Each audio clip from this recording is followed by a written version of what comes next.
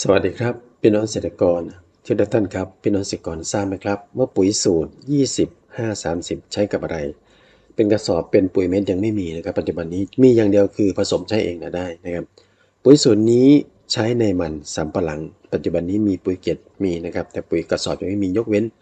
การผสมเอานะครับปุ๋ยสูตรนี้เนี่ยได้จากการแนะนำของท่านอาจารย์